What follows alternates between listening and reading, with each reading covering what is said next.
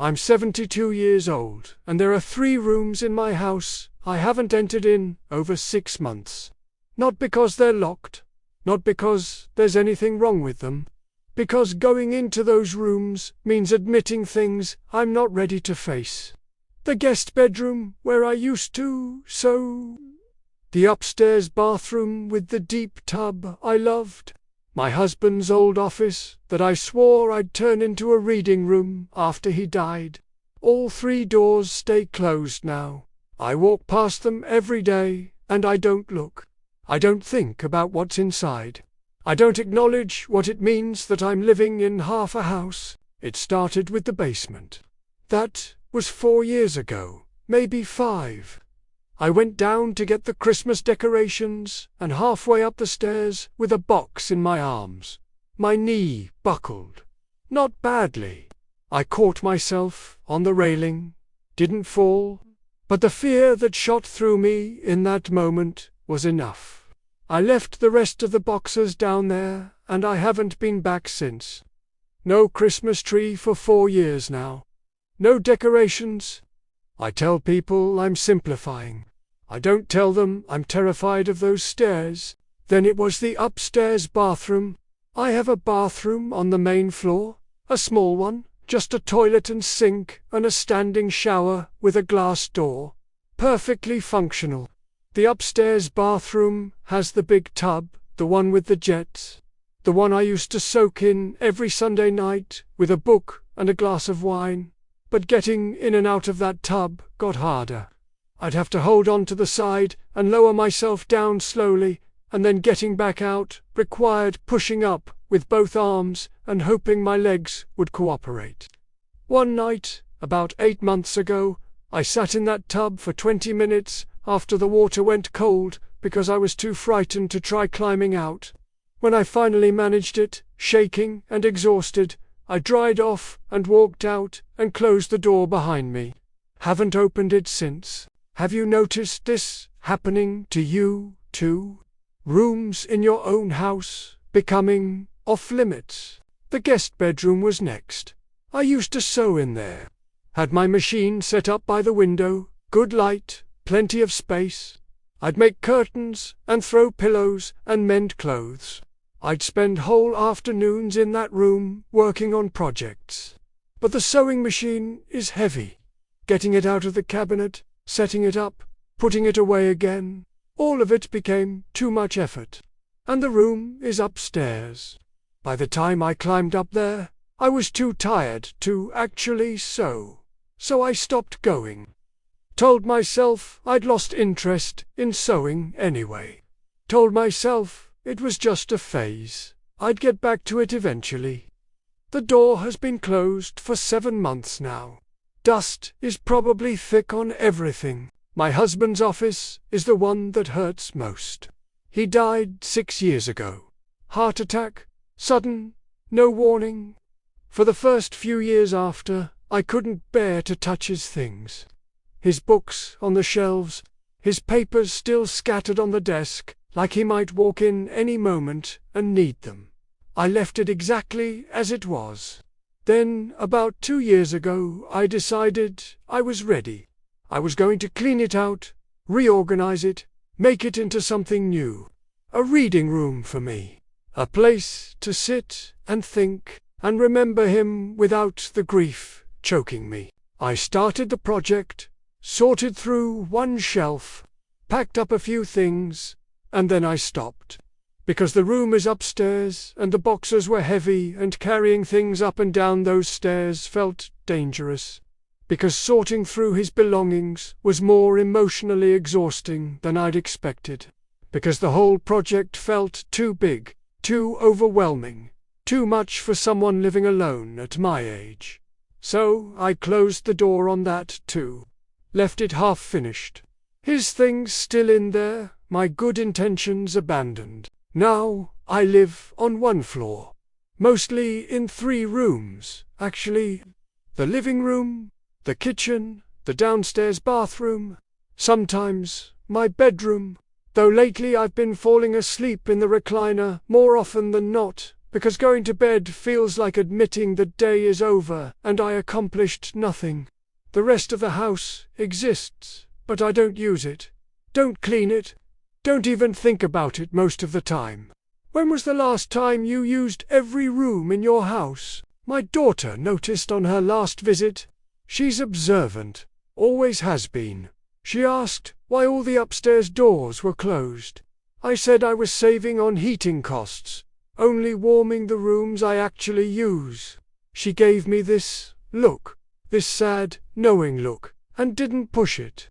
But I could tell she understood what was really happening. That her mother, who used to fill this whole house with life and activity and purpose, was now huddled in a corner of it like something wounded. The practical part of my brain knows this is a warning sign. When you're elderly, living alone, and you start avoiding parts of your own home, it means something. It means you're losing your ability to navigate the space you've lived in for decades. It means your world is contracting. It means independence is slipping away, one closed door at a time. But acknowledging that feels impossible. Because if I admit I can't safely use my whole house anymore, what does that say about my ability to live here at all? If I can't climb the stairs, can't get in and out of the tub, can't carry boxes or manage multiple floors, then maybe I shouldn't be living in a house like this. Maybe I need something smaller, something easier, something designed for people who can't do what they used to do. And that thought terrifies me more than the closed doors do. Living alone after 70 means you become an expert at justifying things. You tell yourself the upstairs is just extra space you don't really need. You tell yourself it's smart to consolidate your life into a smaller area. You tell yourself lots of people live this way, using only part of their house, and it's perfectly fine. You don't tell yourself the truth, which is that you're retreating, surrendering territory, giving up piece by piece because you can't physically maintain what you once could. I started noticing other signs of retreat after I became aware of the closed doors. I don't use the formal dining room anymore, either. It's on the main floor, accessible. Nothing physically stopping me from going in there. But it feels too big, too empty, too full of memories of family dinners and holidays that don't happen anymore. So I eat at the kitchen table, or on the couch, or standing at the counter. The dining room door stays closed too, though I don't count it among my official abandoned rooms, because, theoretically, I could still use it if I wanted to. The laundry room is another problem. It's in the basement, next to the room with the Christmas decorations I can't reach. I have a washer and dryer down there that I haven't touched in 3 years. Now I do laundry at a place 2 blocks away, the kind with big front-loading machines and plastic chairs and fluorescent lights. I load everything into a cart and wheel it there and back. It costs money, it takes time. It's inconvenient in every possible way. But it's better than trying to navigate basement stairs with a heavy laundry basket. Safer than risking a fall in a place where nobody would find me for days. Have you started making these kinds of calculations too? Trading convenience for safety? Spending money to avoid risk? The problem is that every room I abandon makes the next one easier to give up. It's a domino effect. First the basement, then the upstairs, then the dining room, then who knows what's next? Maybe the bedroom. Maybe the kitchen if cooking becomes too difficult. Maybe I'll end up spending 24 hours a day in one room, the living room, sleeping in the recliner and eating crackers and watching television until someone finally notices I've stopped living and started just existing. That's the nursing home fear right there. Not the place itself, but the loss of space, the loss of autonomy.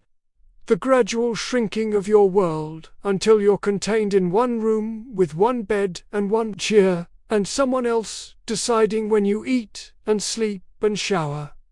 I'm already practicing for it. I'm already living in a fraction of my house, using a fraction of my belongings, engaging in a fraction of the activities I used to enjoy. The only difference between my current situation and a facility is that I'm choosing this. I'm the one closing the doors. I'm the one deciding which spaces I can't manage anymore. Except I'm not really choosing, am I? My body is making these decisions. My limitations are closing these doors. I'm just accepting it, justifying it, pretending it's fine. My neighbor, the one who moved to assisted living last year, she said something before she left that I think about a lot. She said her apartment there had everything on one level. No stairs, no rooms she couldn't use, no spaces she had to avoid because they were too difficult or dangerous. She said it felt good to use her whole living space again, instead of tiptoeing around the edges of a house that had become an obstacle course. I didn't want to hear it then. I still don't want to hear it now, because it sounds like giving up. It sounds like admitting defeat.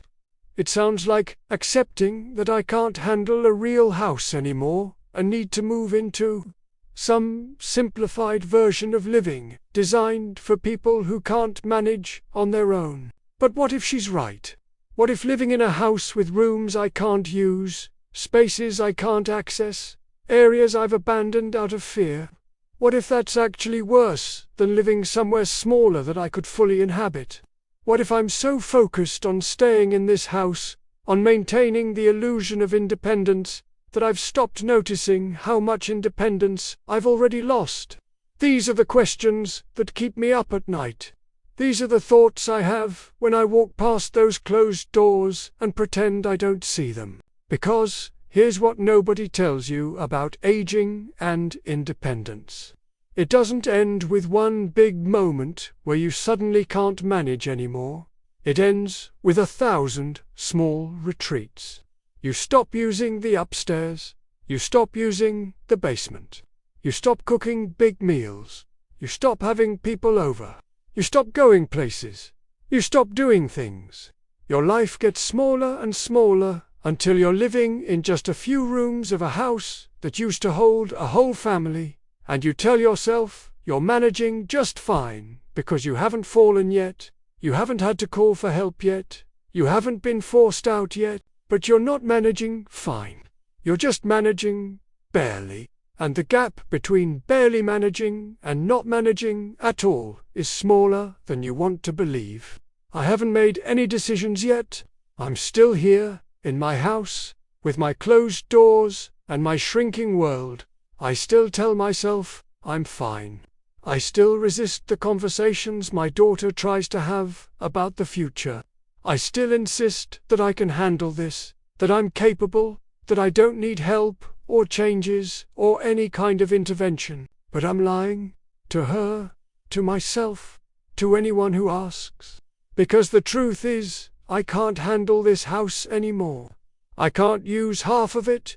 I can't maintain it. I can't live in it the way I used to. I'm just occupying it, hiding in the parts I can still manage and avoiding the parts I can't. And that's not independence. That's just denial with a mortgage. There's still time to make a real choice about what comes next.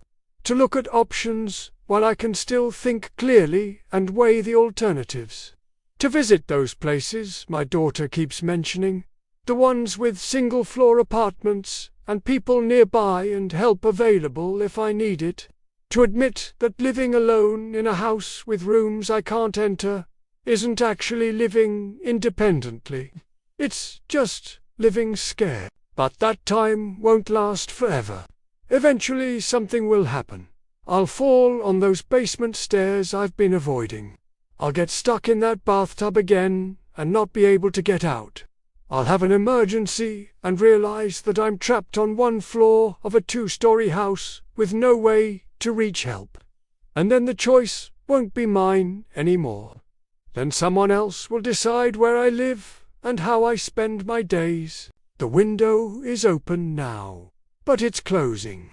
Every month I'm a little weaker. Every season I abandon another room. Every year my world contracts further. Soon there won't be enough of me left to make a choice. If you're watching this and you recognized something in this story, you're not alone. So many of us are living in houses that have become too much for us, avoiding rooms we can't safely use, pretending everything is fine while our world shrinks around us. This is what it looks like when aging and independence collide. This is the reality of being elderly and living alone in a space that no longer fits who you've become. If this story meant something to you, I hope you'll subscribe to this channel. These are the conversations we need to be having about what really happens as we get older and what we do when our homes stop feeling like refuge and start feeling like burden. Please leave a like if this resonated with you. Share it with someone who might need to hear it. And comment below. Tell me which rooms you've stopped using. Tell me what you're avoiding. Tell me what you're afraid to admit. We're all facing this together, even in our separate houses with our closed doors. Thank you for watching. Please take care of yourself.